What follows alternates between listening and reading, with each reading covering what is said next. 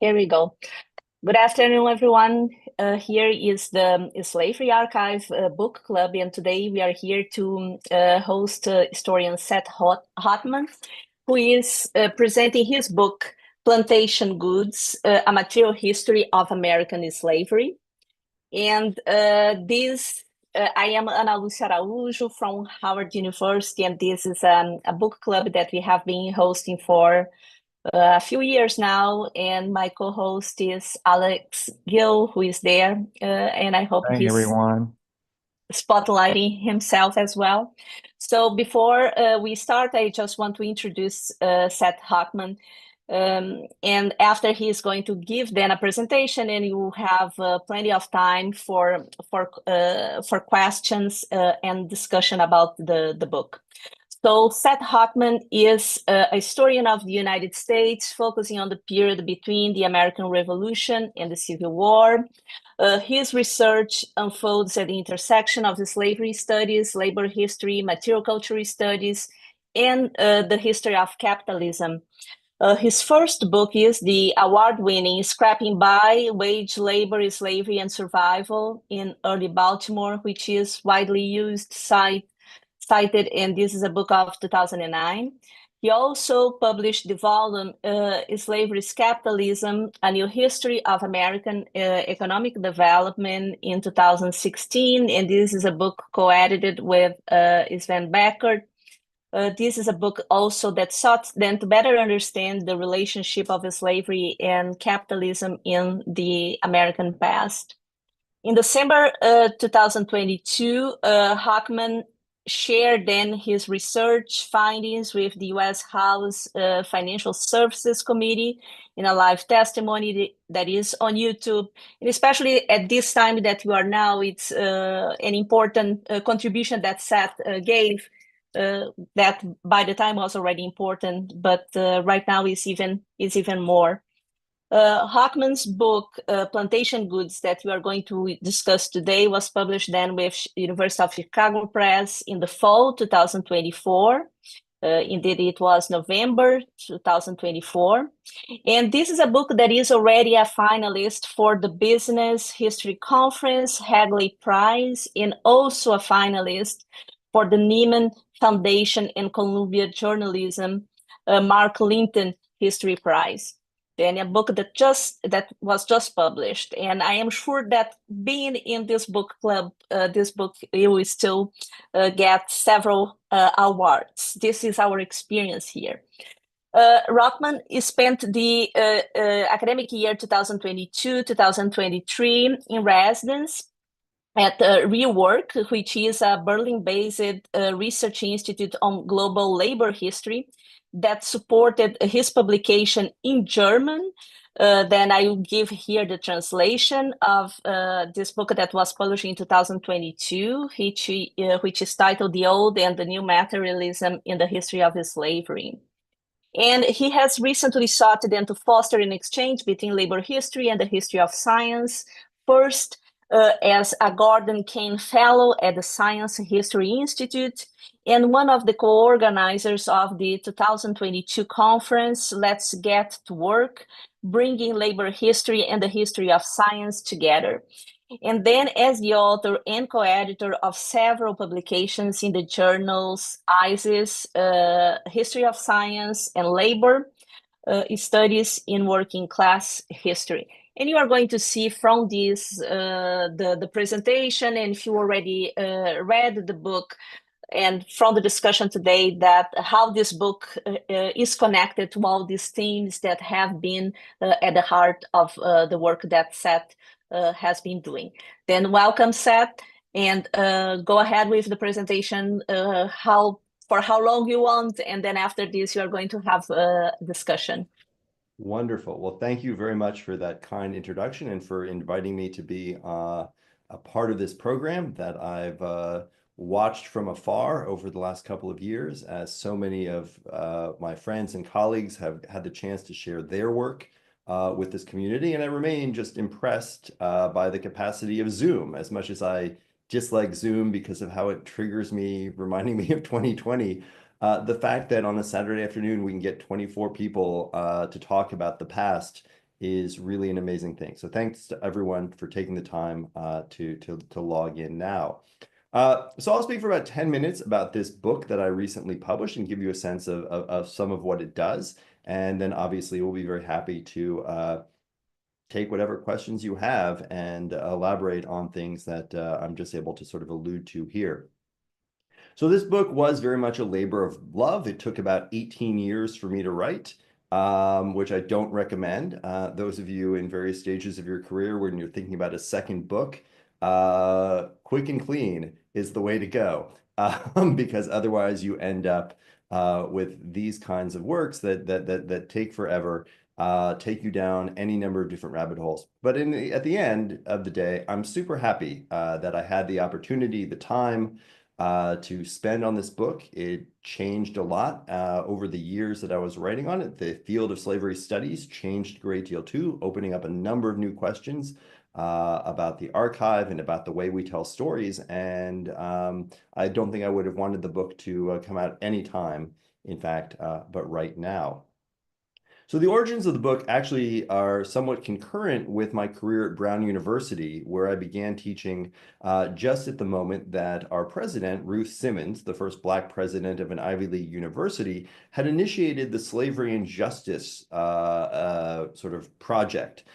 Brown was being named as a possible defendant in a reparations lawsuit, and President Simmons thought that it would be very useful if we actually did what universities do well, which is devote our research capacity to telling the truth about things, rather than allowing for all of this information to come out, say, in the discovery phase of a lawsuit. So over several years at Brown, I was involved in studying the ways in which these 18th century merchants, the Brown brothers in particular, made their money. And it wasn't really by the actual buying and selling of enslaved people. They were not successful as slave traders, but they were incredibly successful through a slave system that mobilized the New England countryside, not to mention the New England seascape, in the provisioning of plantation economies in the Caribbean, and of course within the same British Empire. So the degree to which the Browns were able to make a great deal of money by bringing the salt cod of New England, by bringing horses from southern Rhode Island, by bringing onions and nails and a huge number of other goods to places like Barbados or places like Jamaica, and in turn bringing cargoes of molasses, which they were then able to distill into rum, which they then pumped back into the Atlantic economy, really drew my attention to the place of provisioning in creating these larger networks of interest, binding together people who might in fact be very much remote from the buying and selling and beating of actual human beings, to the larger system that depended upon that exploitation itself. The other thing about Brown's Slavery and Justice report, when it came out in 2006, was that it told a story that basically came to an end with the abolition of the transatlantic slave trade in 1808. And for those of us living in New England, it was a great mystery. Well, what happened after that? What were the ways in which New England's material investments in slavery persisted, or to what extent was it the case that once New England's capital left the transatlantic slave trade, that everything was a-okay? And of course, anyone who knows about New England's Industrial Revolution and its dependence upon slave-grown cotton knows very much that New England's relationship to slavery did not end, and in some ways it intensified over the course of the 19th century. And that was a story that I was very much interested in. But as I was looking for a project that would allow me to tell stories that are often told separately in American history and to make the relationship of slavery and capitalism as concrete as possible, I ended up sort of focusing in on a set of manufactured goods, very low tech, very unimpressive, that traveled in the 19th century under the heading of plantation goods: hats and hose and shovels and shoes and boots and low-grade textiles that were made in New England for use on southern United States plantations. And that term plantation goods would have been known north and south by people who were enslaved and people who were free, people who were black and white. And that is how I ended up calling the book Plantation Goods. It is a study of very boring things. That is to say, these low-tech things that are necessary for running a plantation, but are easily overlooked. And part of the book, I describe them as sort of plantation slavery's infrastructure, that easily you don't pay attention to them until they're not there. And when they're not there, or they're break, or they're badly made, all of a sudden, all of the sort of structures of power become revealed, and you can tell stories about the ways in which enslaved people are contesting their bondage, for example, or the ways in which New England workers are thinking about their own relationship to slavery as they are undergoing the transition to a free labor economy, become, again, concrete and recognizable as we follow, say, a pair of pants from the sort of New England, farmhouse where a married woman has sewn them for piece rates, and we follow them through many different hands until they end up on the legs of an enslaved man in Louisiana. And so for the book, I used a method that geographers and others have employed to think about extended sort of supply chains in the present, a method that they refer to as following the goods. And so I start in the locations of production and think about the pathways of distribution, and then think about the sort of politics of consumption.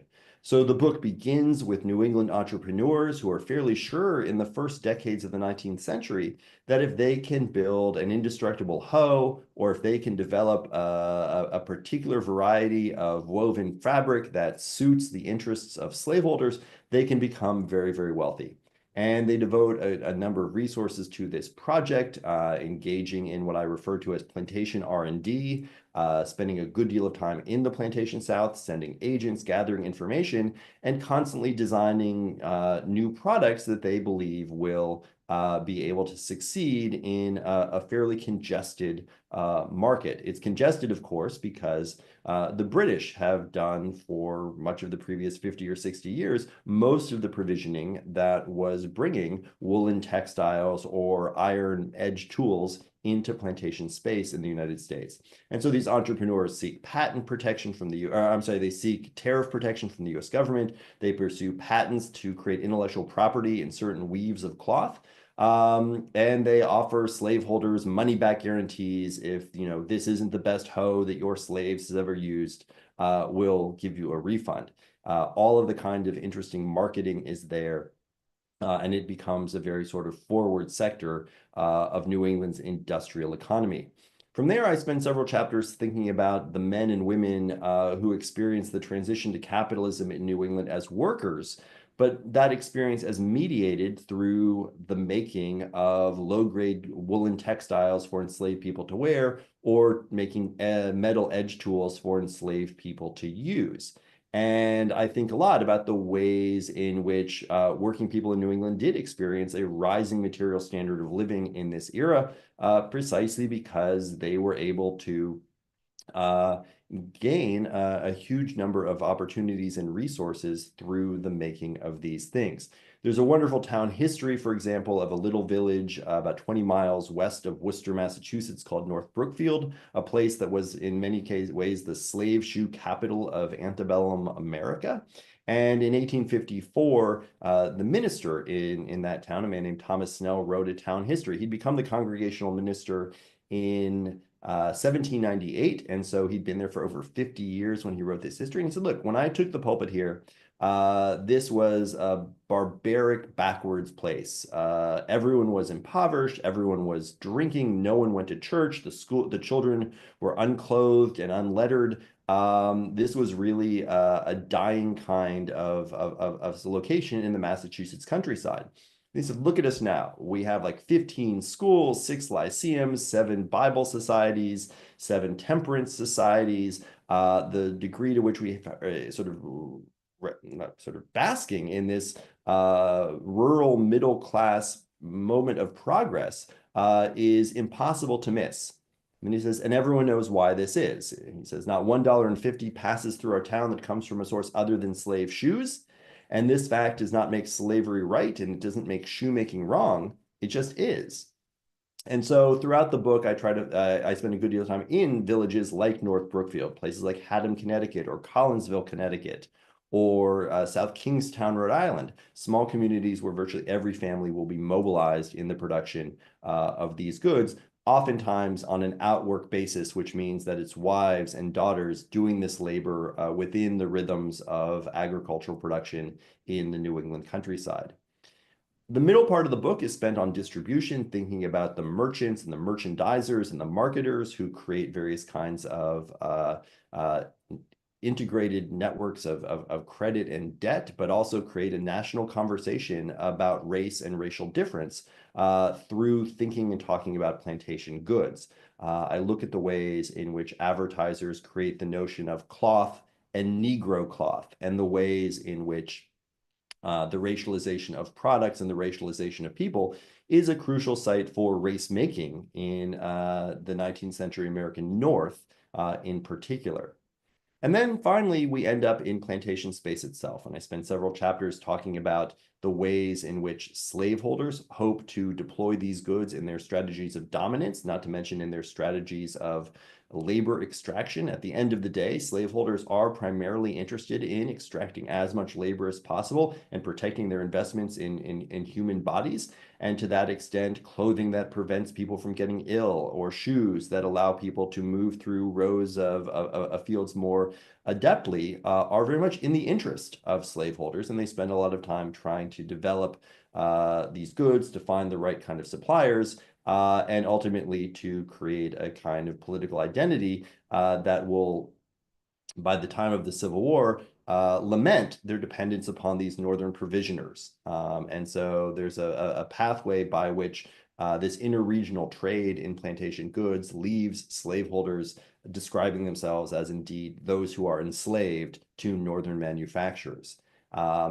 And finally, as I talk about sort of the politics of the enslaved themselves, and that's where the book culminates, we see the ways in which the enslaved read sort of the slaveholders' pretensions and aspirations and anxieties and use that to create a politics of resistance.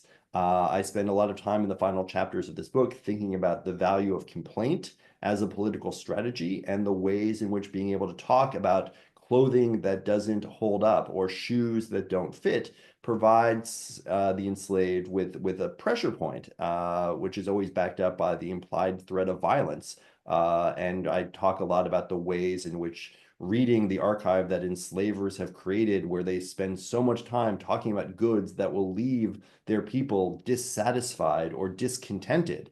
I want to read that evidence very critically, but also to suggest that, yes, if you're a slaveholder, that discontent is a threat, and that potential is something that enslaved people can use. And finally, the book ends up with thinking about the ways in which enslaved people build a material culture on goods not of their own choosing, but the ways in which they're able to make and modify northern-made goods and deploy them to create other kinds of aesthetic regimes and other kinds of modes of expression, all gearing up towards the kind of collective possibilities that will emerge during the Civil War itself. So over the course of the book, from point A to point B, beginning in New England, undergoing an industrial revolution, ending in a plantation South that is expanding dramatically along the cotton frontier, and taking two stories that are typically told as separate in the United States, or typically told as a story that will invariably lead to a civil war of a North going this way and a South going that way, and thus the center can't hold. What I try to do is spend most of the book thinking about that 40-year period where these economies, rather than being antagonistic, are synergistic, and think about the ways in which those synergies create different kinds of political possibilities, different kinds of subjectivities for all the different Americans who are positioned along this long value chain or long supply chain that connects New England to Louisiana over the course of the 19th century. So with that, I will bring my presentation to an end and be very happy to speak about any of the issues that come up in the book in the time that we have remaining. Thank you. Thank you so much, Seth. And now we are going to start then with the questions. If you have questions and comments, I reviewed this book that the review is going to be in Slavery and Abolition. I think the next number. Then I received the word of that like a few days ago. And I also was in a panel with Seth, and still I have questions about this book, but and comments to make. But I don't want to take all the space. Then go ahead. I think that we have here Kristen, who has a question, and this is in the chat. I don't know, Kristen, if you want to say to go on video, or you want me to read it. I do think that Kristen wants me to read it. So this is the comment question. I've just started reading the book, so forgive me if you answer these questions in detail there. Was the production of plantation goods in the North regulated by the federal and or the northern state governments in any way, especially, say, during the Civil War, as a potential weapon against slavery? And, between parentheses, related, was there a moral or humanitarian component of any of the producers' rationales, or were these strictly mercenary? How did the northern producers justify their activities to their abolitionist neighbors? And I think that some of the issues are answered in the book. But go ahead, Seth, please. No, these are great questions, and I'll take the second part of the question first. So I spent a lot of time thinking about these New England entrepreneurs and the ways in which they conceptualize themselves in this business. One of the figures you would meet in the book is someone named Roland Gibson Hazard, who is sort of the king of producing textiles for enslaved people to wear and use in southern Rhode Island. And if we were to time travel back and ask Roland Gibson Hazard, Mr. Hazard, are you skimming profit atop a system of human exploitation and are deeply complicit in the exploitation of human beings? He would say, absolutely not. Oh, that's interesting. Well, how would you describe yourself? And I would argue that he would describe himself as a philanthropist. And that's a word that, of course, a philanthropist, what on earth? And he would say, yeah, hear me out here. Number one, I have created countless jobs for people here in Southern Rhode Island. I've allowed them to increase their standard of income. I've allowed their children to have the opportunities to go to school. I've created a system that doesn't look like the British factory system because relying mostly on outwork and family labor, I have instead created a system of industrial production that is not exploitative in the least. And now all the people in my community go to church, they don't drink, et cetera, et cetera. So that's number one. Number two, if I didn't make coarse, or if I didn't make warm and dependable and endurable clothing for enslaved people to wear, they would be cold and colder, and that would be worse. I'm in fact alleviating their suffering, and I'm contributing to an ameliorationist project. All of my slave-holding compatriots have told me, in fact, that we depend upon you to provide us these goods because we care deeply about the slaves. And so anyway, I will now break character here to say, and so I think for someone like Roland Gibson Hazard, he understands himself as a philanthropist and thinks that he is in fact working towards easing the suffering of enslaved people. Now, how does this relate to his politics? It turns out that his politics are also what we would describe as moving towards anti-slavery. Most of the manufacturers who are part of this business are first affiliated with the American Whig Party, which is sort of the party of economic development. They like tariffs, they like banks, they like government spending on internal improvements. And when the Republican Party comes around in the 1850s, they're like, yes, sign us up. The stuff about anti-slavery, whatever, but the stuff about economic development, absolutely. So Roland Gibson Hazard goes to the first Republican convention. He votes for Abraham Lincoln. And most of these people aren't really dragged into the Civil War kicking and screaming. To the contrary, they see the Civil War as opening up a huge number of new opportunities. One opportunity, and this is a place where the federal government plays a really important role in regard to that first question, is a lot of these firms pivot to making goods for the Union Army. So cloth that last year that happened to be blue, wool, and turned into pants and called Negro cloth, this year would be basically an enlisted man's uniform for the Union Army. And the boots that were being made in North Brookfield as brogans or brogans would have been redeployed as footwear for infantrymen who would be marching to the South, ultimately as an army of liberation. The military contracts provide a very soft landing for these New England manufacturers. But more importantly, perhaps, is their notion that actually emancipation is going to be liberating for them as well. That they talk about 4 million emancipated consumers and the degree to which freed people will presumably have more consumer discretion, more money in their pocket, and more opportunity to basically purchase things that New Englanders make. So there's a lot of excitement ultimately on an economic dimension around emancipation. It obviously doesn't work out that way. The violence of Reconstruction and the exploitation of debt peonage ultimately prevents formerly enslaved people from becoming key consumer blocks for these northern manufacturers. But the fantasy is very much there. So I'll stop there. Thank you, Seth. Then we can continue developing from here. Let me see if we have more questions. Jennifer, you can unmute yourself. Good morning, everybody. Hi, Seth. Lovely to see you. And I really, really enjoyed reading this book. I have a copy of it here. Can't see it, I guess, in the Zoom background. Really, really beautifully written, and you know, I think the way you weave the story together is really great. You sort of talked about the organization of the book as following the goods, and I just wanted to hear you talk a little bit more about why you decided to do it that way. I mean, it makes sense, but did you consider any other kinds of ways of organizing the story you wanted to tell? No, thank you so much for that question. And it is truly wonderful to see you after a really long time. Again, the virtue of these kind of Zoom possibilities. So this fills my heart. Thank you for being here. Yeah, so there were a lot of choices about how to organize this book. And one of the choices was very much in sort of, trying to confront the fact that this was a material culture book without a lot of artifacts.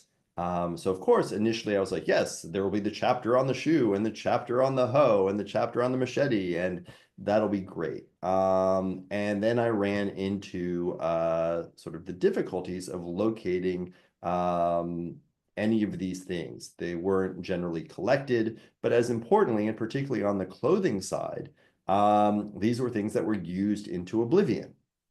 Clothing that was issued to field workers would be used up, and when it would be torn into shreds and used as bandages or rags or stuffed into the toes of shoes to create insulation, and it just wasn't there. So for example, when Lonnie Bunch was collecting materials for what was then going to be the new Smithsonian National Museum of African American History and Culture, he was asked, what do you really hope you can find as you're scouring American attics looking for things? And he said, everyday work clothing. And I just don't think it's going to be there. And we really don't have much of a material archive for those kinds of everyday work clothing, right? We have livery outfits, we have other kinds of garments, but it's hard to find sort of say the outfit that you see on the frontispiece of 12 Years a Slave that says Solomon Northup in his plantation suit. That plantation suit would have almost certainly been made in Rhode Island, and there aren't extant samples of it. So the idea that I would organize the book around specific artifacts kind of left the building early. And then, of course, I was thinking, okay, but what if I could tie together, the chapter on enslaved people would be the chapter about the shoe because the mobility and fugitivity facilitated by the shoe would be great. And the chapter about northern weavers would obviously be about these woolen things. And the chapter, and the archive wasn't even enough to match a specific constituency of historical actors to a specific category of goods or to a specific artifact. And so that also kind of fell away. So then I was left simply trying to say, how do I tell a story about all the different kind of stakeholders and people whose lives are tied together through these goods without telling the same story over and over and over again.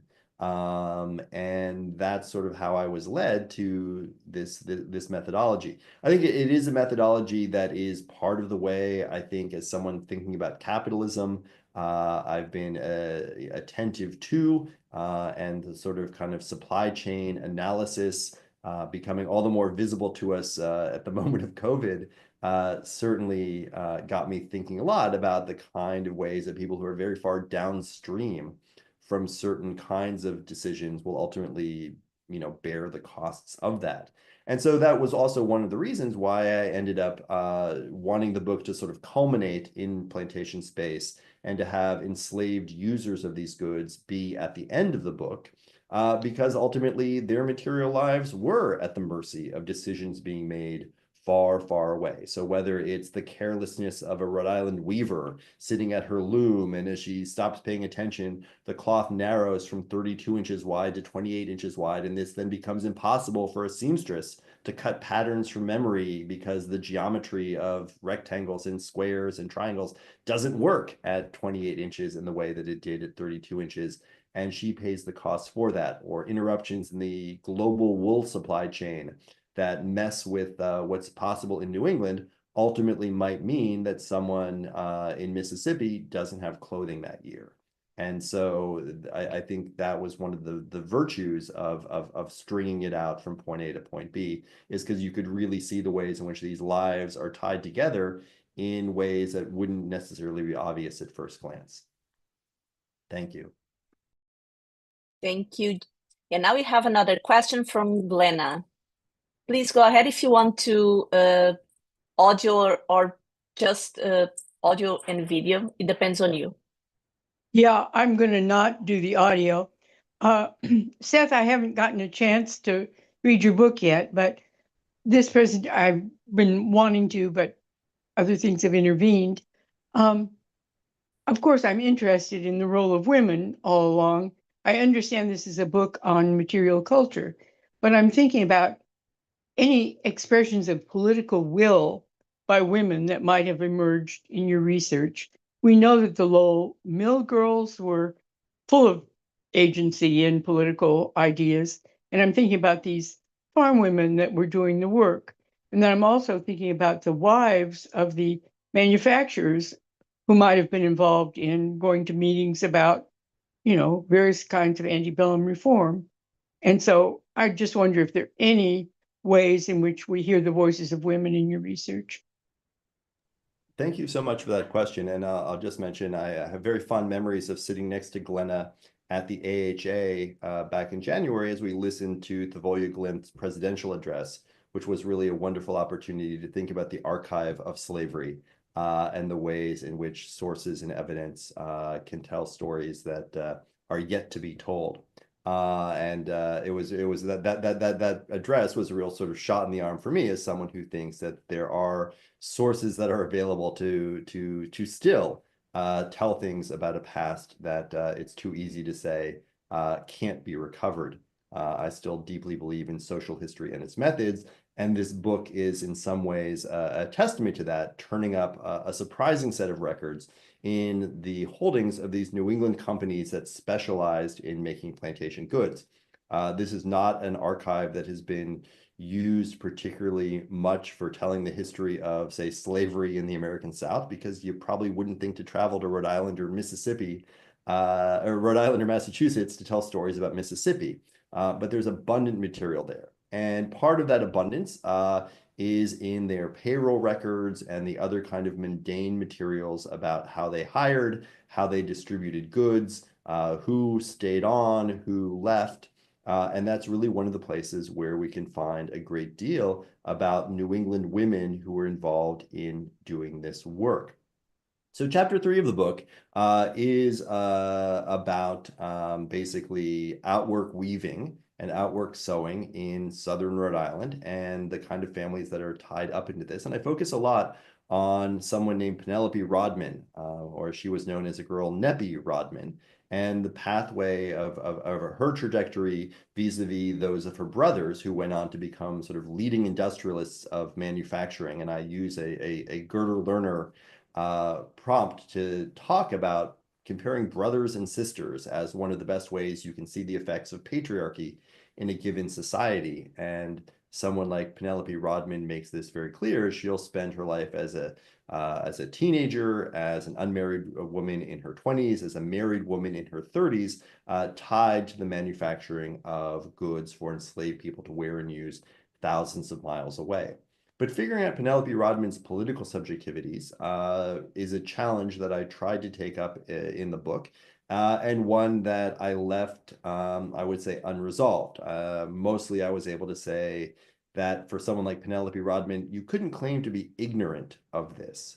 And to me, that was sort of the most important takeaway. So I imagine, if you're someone like Penelope Rodman, as a 20-year-old person sitting at a loom, throwing the shuttle back and forth, are you imagining yourself like the biblical Dorcas following the call to clothe the naked? Are you cursing those enslaved people who are the reason that your fingers are aching late at night? Are you humming a minstrel tune in order to make the hours go faster? All of these things are possible. But for a lot of these women, they are living in a community where abolitionism is not invisible. There's a South Kingstown, Rhode Island anti-slavery society that shows up in the 1830s. There are numerous petitions that emerge from this community as well through the 1830s and into the 1840s. And I wanted to think about the ways in which a woman like Penelope Rodman would or wouldn't engage with this kind of stuff. So one of the things I was able to do is to take all the signatories to these petitions and on the membership lists of the Anti-Slavery Society and put them against all the names that are on the list of the payrolls of the Peacedale Manufacturing Company, looking to see if there are women who are both anti-slavery and who are making clothing for enslaved people to wear. And there's very, very little overlap. And there are explanations for that. It may be that if abolitionism in the rural regions is more middle class, maybe some of those women aren't in fact having to do this piecework labor, and so these are different constituencies. But the lack of that overlap suggests that these are different kind of communities. At the same time, though, I imagine that as Penelope Rodman is carrying that stack of pants from her home back to the center of town to turn in for 75 cents at the end of the week, she's going to pass, people who she's known for her entire life, who may in fact say, Penelope, want to sign this petition? Penelope, want to go hear this speech? Penelope, want to come to our church tonight because this is what's going on here? And so the point is, it's always a choice. I don't think it was possible for New England women who were engaged in this business to be like, oh, we just sew the pants. We don't know. Everyone knows where this stuff is going. Everyone has the opportunity to imagine the wearer of these goods, and everyone is living in a community where slavery is profoundly politicized. And to that extent, there is no sort of blind eye. And to me, that's a very important claim to make. Thank you. Now we have Alex. Hi, Seth. Thank you. Thank you for this. My question is going to ask you to speculate beyond the book. Because one of the things we notice with your work is that you're engaging with a long tradition of trying to connect capitalism to this, a very old tradition, but you're doing it in a really interesting new way, approaching it through the specifics of this material commerce, making a kind of like a central claim that despite this, how did you call it, philanthropy of the people involved in the production and the circulation of these things, they are benefiting from this at a very granular level by looking at the products, right? And if you don't mind, I'm going to ask you to speculate what happens when we take this method and then start applying it broader to the Atlantic world. What do you imagine will happen if we start seeing this kind of commerce, not only intra-state or intra-empire, but also trans-empire or trans-imperial, obviously feel free not to speculate since we're not in that business. But if you have already thought about this, like your imagination has run wild on the possibilities, I would love to hear you share your thoughts. Yeah. No, I mean, I think this has been some of the most exciting work in the field over the last decade, right? Work that has helped us to see connections that would so easily and otherwise be missed. So I think about sort of, Chris Evans's work, both his William and Mary Quarterly article on the plantation hoe or the planter's hoe, but also his work on voyage iron and the ways in which we can draw this line from smelters in Wales to markets in West Africa. I think of someone like Anka Stefan, who had a beautiful piece in Slavery and Abolition a few years ago, talking about Silesian linen weavers and the ways in which basically the kind of the kind of feudalist structure of Silesia, sort of right in the Polish-German borderlands in this period, takes all of these weavers making linen and pulls it into a system that runs through Hamburg and runs from Hamburg into the Atlantic economy and ends up being crucial for the purchasing of enslaved people in West Africa. When we think about sort of Gujarat weavers and the ways in which Indian textiles come to be crucial to this, when we think about the supply chain for rum as a commodity in the purchasing of enslaved people, when we think about provisioning and go back to some of that work that's now probably 15 years old by Bertie Mendelblatt on Irish salt beef, right? There's been so much effort to say, like, here's something that seems really random and completely unrelated to anything. And once we get into it, we see that all of these worlds are connected. So one of my favorite things in my book was thinking about the global supply chain of wool. And I like to tease my friend Sven Beckert that my next project will be a rebuttal to his book called Empire of Wool. And it will argue for, this is really the most important global commodity, explaining all of capitalism. But for these New England manufacturers of clothing for enslaved people to wear, their wool supply chain runs through two very unpredictable, or to me, surprising places. One is through Smyrna in the Ottoman Empire in the Eastern Mediterranean, and the other is through Buenos Aires. And so all of a sudden, right, the story of an Ottoman goat rancher or an Argentine sheep herder has something to do with the story of a New England farm girl at a loom, which has something to do with the story of a Louisiana enslaved man in a cotton field.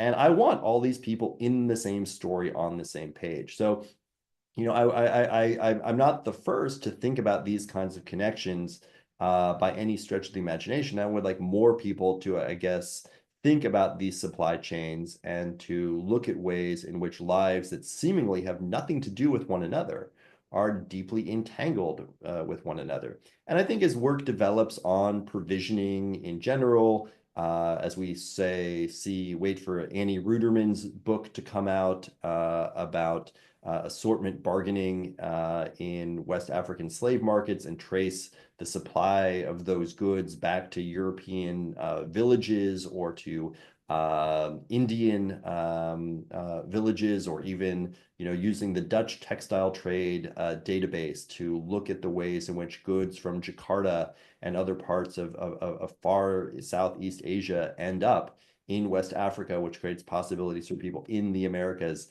All of these kinds of connections create, to me, a very exciting and very tangible history of global interconnection. So, I mean, I think there's, a lot within our field.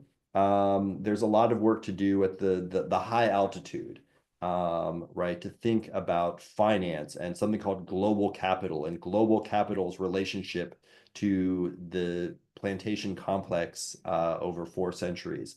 And I desperately want that work to take place, and it requires a set of skills that I don't necessarily have, thinking about bills of exchange or thinking about finance in Antwerp connected to diamond mines in Brazil. And I'm very excited about that work that's happening, and I'd like that work that's about the finance side to stand alongside the work that's about these mundane, nondescript goods and create a broader picture of a sort of global economy of slavery. Thank you. Thank you, Seth. We have a question coming from Laura. I read because like this, those who are on YouTube or elsewhere, then you can know what it is about as well. So Laura, she's asking, Seth, I have recently read an article by a group of economists who were trying to figure out why the former slaveholding class rebounded so strongly within 2 generations from their enormous economic loss directly after the Civil War. And they cite, quotation marks, social ties as one of the major factors.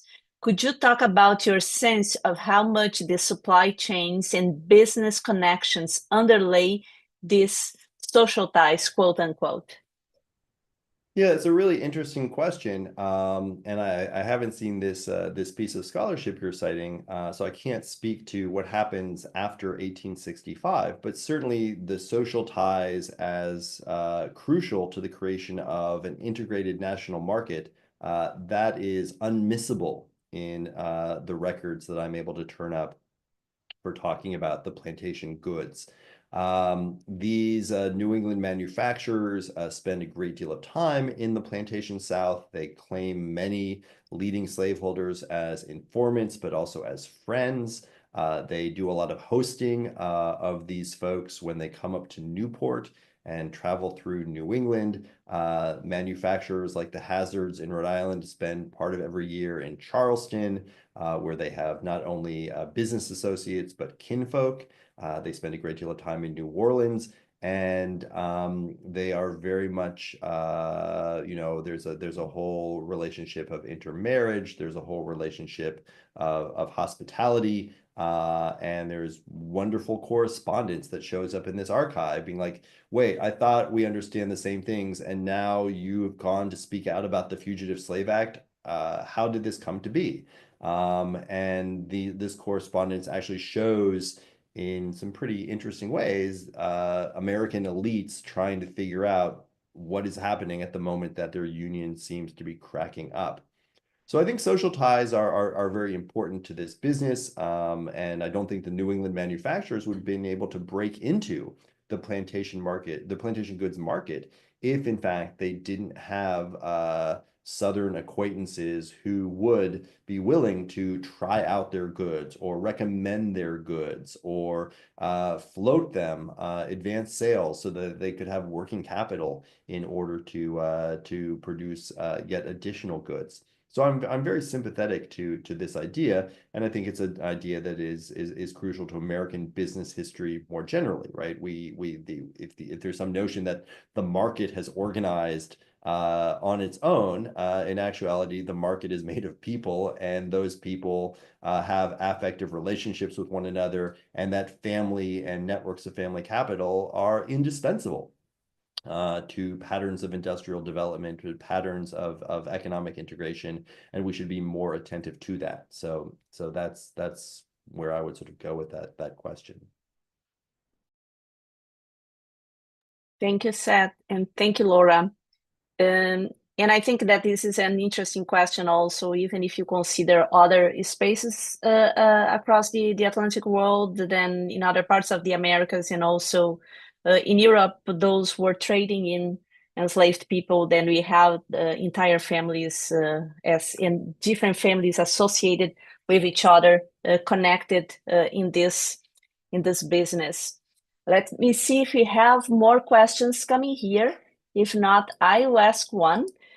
Some of the questions, I think that the previous one asked by Alex was an interesting one, because for those of us who are looking more on the African side, then there is an entire model here in terms of the work that you did in this book that could be very useful to understand how Africans were then deciding about which kind of goods they wanted, and their preferences, their tastes, all the issue of durability as well, which is an element that you work a lot in the book. Then on the one hand, these were to be goods that were intended to be cheap. On the other hand, they were intended to last.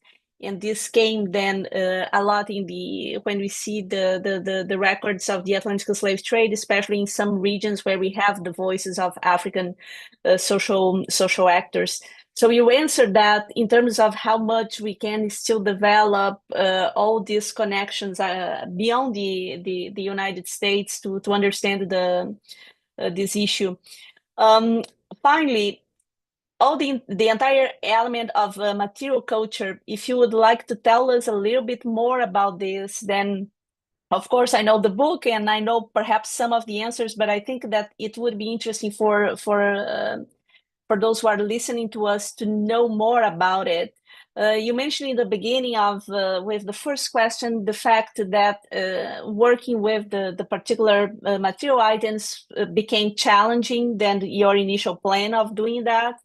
But still, the book bring those items as then, especially in those then the snapshots that you give about particular objects, and then even if the book is about material culture but is not heavily relying on the things themselves, their materiality, you still use those snapshots to bring us to the discussion. And I would like you to tell us a little bit more about that, if in terms of the research that you do, if you think that there would be new possibilities to do this kind of work and expand it, and by using then material sources, and if so, how that could be done. Of course, when we started doing this work, for example, the National Museum of African American History and Culture was not there yet, but now it is, and a number of these then material items were recovered. We have also, of course, these material items in state museums, I think about North Carolina, Virginia. And another element also is the issue of visual culture. Then you were referring to Solomon Northup, and then the mention of these of particular clothing items. And I ask myself which role also visual culture and especially photography would be or was important for the work that you did here, or if you were to say for people who want, for students who would like to develop work, drawing on the book, on what you did here, if you would have something to say in terms of from here, where other scholars could go if they would like to do research that is similar to what you have been doing here. No, these are all wonderful observations about the book and wonderful questions for us to consider as scholars and researchers. On the first issue about sort of what this may have to do with, or how this could be applicable in South Atlantic slavery. I mean, certainly one of my favorite pieces recently, and I don't know your opinion about this, is Mary Hicks's piece in Slavery and Abolition on Panos da Costa. And the ways in which it's not merely that there is this traffic in textiles between Brazil and West Africa, but that new notions of Africanness and African textiles become invented in Brazil and then come to have a currency in West Africa. And it is, that is a fascinating kind of historical recovery. And I'm guessing that what she has turned up there is the tip of an iceberg, for sure. So I'm eager to see the ways in which, looking for these kinds of connections that I think will become all the more robust in the 19th century, tying sort of industrial modes of production and the creation of what is sort of looking more and more like mass production to systems that are continuing to move people at record numbers across the Atlantic in conditions of captivity will be really interesting. To talk about material culture approaches, one of the things that I would mention, and this is a way in which I think the book tries to do something a little bit different from some of the other material culture work that's out there. There's a lot of material work that is material culture work that is about meaning. And, goods, material objects convey meaning. They are representative or representational, they are semiotic, and they can be read. And we look at the way in which people are displaying or people are wearing, and we're thinking about the messages that they are creating. And in this book, I wanted to spend a little bit less time thinking about what do things mean and spend more time about thinking about how things work. And so I ended up reading a lot more affordance theory, which totally surprised me, and thought a lot more about things like ergonomics, or the performance qualities of different textiles, or the ways in which the design elements of an axe might have real implications for the person swinging that axe, several hundred times in the space of an hour. And so much of my discussion about the shoes and about the woolen textiles and about the tools, and maybe this is a product of reading about them and seeing diagrams of them much more than about necessarily getting to hold them, was thinking about those kinds of performance features. So wicking, for example, I never imagined that I'd be spending a lot of time writing about wicking and slavery. But all the kinds of things that are part of present day discussion about how to get sweat off of your body in order to achieve better times when you're exercising. That discussion about wicking is all present in this discussion of sort of woolen fabrics and why wool is the optimal kind of textile for plantation space, even as we might think wool, that seems like additional violence, making people live in those hot places and wear woolen clothing. But wool has capacities that cotton doesn't have in terms of how it changes over time and felts, or how it removes moisture from the body, or has breathability, or has give because of how it's woven that might be different from, say, cotton that as one sweats through makes that cotton fabric much more susceptible to tearing. Or to think about the ways in which the soles of shoes create various kinds of vulnerabilities, or create various kinds of sounds, create clomping, and the ways in which this can turn a shoe into a site of surveillance.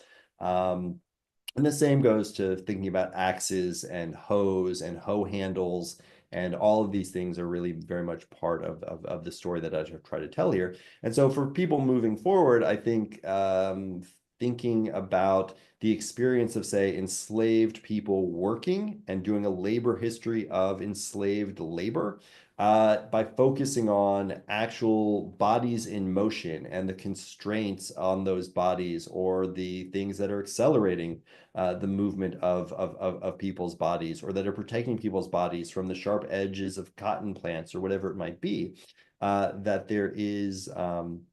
there's a lot there to be discovered. And I think if we think about work as an embodied experience, and that puts a person and a tool together to do something bigger, you can see some new things. I was prompted to do a lot of that sort of thinking also by scholars coming out of science and technology studies and elsewhere, thinking about actor network theory, and thinking about more than human histories, or thinking about, the human axe cyborg. And some of that stuff I found to be a really profound provocation, but also some of it I found to be not the kind of history that I wanted to tell, that would ultimately need to be human-centric and focused mostly on how people experience the world. But I certainly got a lot of provocation from thinking about the agential power of things, thinking about the capacity of things to decompose, all of that business. Finally, on the issue of visual culture, this is not a place that I did most of the work. It is a place that is, though, of course, widely available for learning more about what the material world of enslaved people might have been. Within sort of, 19th century American genre painting, there's some wonderful and well-known scenes that one could read quite carefully in the famous, say, Richard Caton Woodville War News from Mexico, an image that is on the cover of any number of books about sort of the Tocquevillian public sphere in the 19th century, because mostly it's a bunch of men standing on the porch of a hotel reading a giant newspaper gathered around, and it's like, oh, the informed democracy.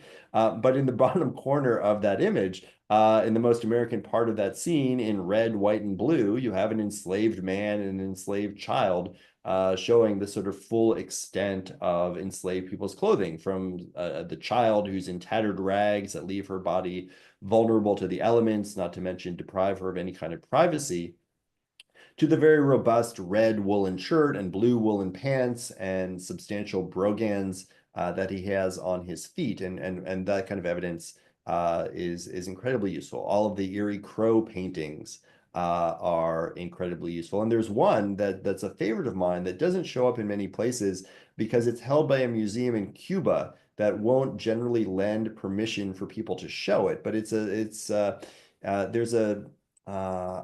think that on an old UVA website or Virginia Public Humanities website, there's an Erie Crow online exhibition, and this image is there, and it's a slave sale scene in Charleston, and the clothing that is depicted in this scene is incredibly robust for discussion, including a scene of about 20 men who are clearly about to be sold as a group.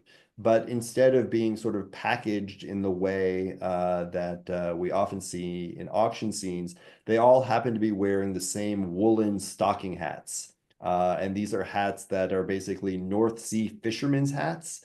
And the pathways that get this model of striped, like knitted stocking hat onto a group of enslaved men in South Carolina is the kind of thing that people should be spending lots of time writing about, and that I just didn't have a chance to do so. So yeah, the visual archive could be incredibly important here, and there are still many, many stories to tell. Thank you. Thank you so much, Seth. Let's see if you have any more questions. And if you don't, I would like to ask then for us just to move towards the end and ask you, Seth, if you want to share with us what you are doing next, if it is related to what what you did in this book, if you want to share with us what is the next project. Alex is saying here that it's going to be the Empire of Wool. Yeah. You have a big fan of it already. Oh, good. Like you have one reader already. You're going to Team Wool. Yeah, I'm going to put in the chat also a link to this particular image Great. that has some really remarkable Great. in it that people can spend some time with if they're so inclined. Okay, I see this is virginiamemory.com, and these are the online exhibitions, and I am keeping it. Thank you. you. This picture up and blow it up. It's got some amazing scenes. It also has a man in the foreground who is stashing a book into a bag surreptitiously, and it becomes a really nice testament to the resistive possibilities of literacy. Oh, Alex was able to share the image. Oh, this is rich. I didn't know this. Yeah, it's a really interesting scene. I'm gonna how about if we postpone the discussion of what's next and maybe ask Michelle to ask Michelle. Okay, let's postpone that for the next year. Michelle, please go ahead. Hi, good afternoon, Professor Rockman. I had a question about how you went about your conclusion. You start off with talking about John Brown and the Pike, and how he purchased it from the Connecticut company. And so I wondered, like, you talked at the beginning about how you went about your process from chapter to chapter, like what made you kind of introduce this particular model, and particularly the fact that there were 1,000, almost nearly 1,000 pikes purchased. I think it's interesting to think about. My background's archaeology, historical archaeology in Virginia. So like to see when I go through a book, the first thing I'm doing is going through page by page, looking for images. And so it's a material culture book. So like similar to everyone else, you know, I found that very striking. Like John Brown's definitely a figure most people of course are aware of, but like I just have like a very much gravitation towards him. So I just thought it was very interesting that you introduced this conclusion in that way. So yeah. So I mean, right, where did John Brown get the pikes for Harper's Ferry, right? But that was not the question that I began with. But it was quite striking. So it turns out that this factory in Collinsville, Connecticut, is like the leading edge tool manufacturer in the United States. And Collinsville is crucially important. And for a lot of historians of technology in the like 1960s and 1970s, they wrote about it all the time. People who went on to be incredibly important to American like standardized production and industrialization cut their teeth at Collinsville. Collinsville made the majority of axes that enslaved people would have used to cut down trees to clear plantation lands in the South. They ended up in the early 1850s getting an order for a Cuban sugarcane machete. That then became sort of the industry standard, so much so that in many places it's still the case that El Collins is a machete, and it's like the Kleenex or Xerox, in which the brand name becomes the thing. And so it becomes very weird that all of a sudden this same place in 1857 starts getting orders, or 1858 starts getting orders for pikes to be sent to Chambersburg, Pennsylvania, care of J. Brown or something like that. It seems very weird, but it also then highlights the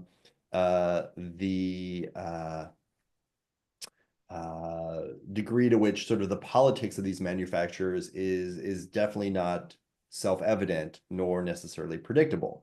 And the degree to which someone who is making the crucial tools for the plantation regime is also making the tools for overthrowing the plantation regime is fascinatingly weird. After John Brown's raid ends unsuccessfully and John Brown is tried, there are congressional hearings, and they actually bring the sort of lead forger from Collinsville to Washington to testify. And they say, like, did you know? He's like, oh, I just make edge tools. And he claims complete ignorance of what he's done, which is fascinatingly strange, but also gives you some sense of how this business is working. So obviously one of the things that you'll notice in the book and that other readers will notice is while I want to get readers to the Civil War, I don't necessarily want to explain why the Civil War happened. And I decided that simply wouldn't be the purpose of this book.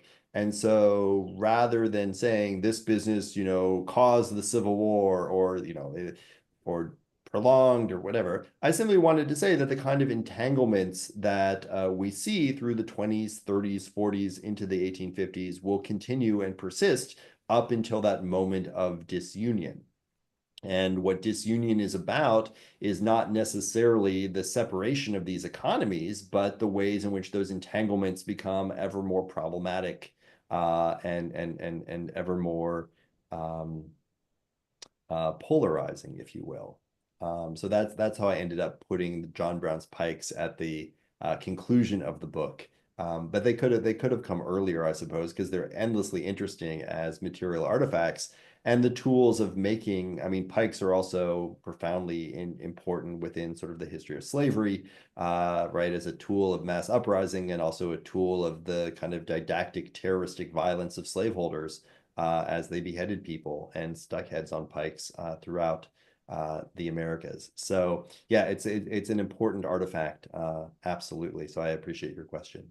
thank you. I definitely appreciate you giving me that answer, especially I'm always interested in how to go about teaching material culture and artifacts associated with the enslavement, enslaved Africans. So it's just like seeing I understand your thought process. So there's no issue with not, I understand there's not a lot of artifacts. So I like the way you went about tackling this question. So thank you. Thank you. I'll just say also in terms of teaching and things like that, another really useful digitized set of resources are the fabric samples that are in the holdings of the New England or of people like the Hazards, whose stuff is held at the Baker Library of Harvard Business School.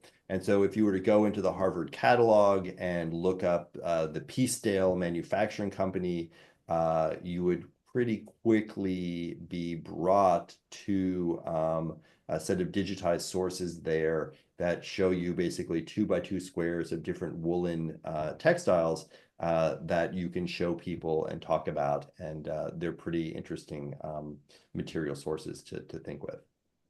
Absolutely. A lot of the sites I've worked with, like James Madison's Montpelier, we do a lot of work with 3D scanning and printing, like so my 3D printer behind me. So like any way to get younger people in, like really touching it, kind of going back to what Professor Arucho said about just how do you see the artifacts connected directly to enslavement and contextualizing it. So I think from this book, I just like the economic aspect. It wasn't the angle I thought, but I really appreciate it. And I thank you so much. And I put a link to the digitized textile samples in the chat too, and they run several pages here if you end up looking at them. Of course.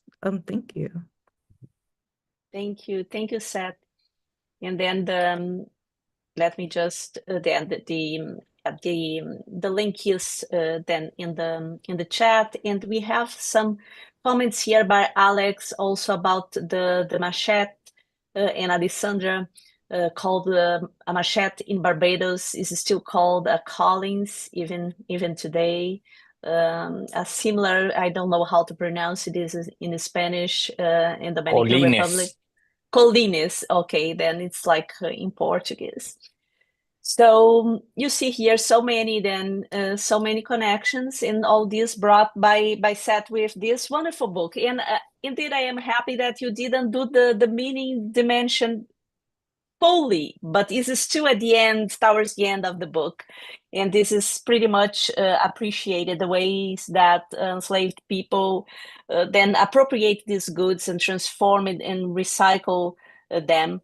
Then we are going to conclude here, then just for you to know that this is the book that we are discussing today, Plantation Goods, A Material History of American Slavery.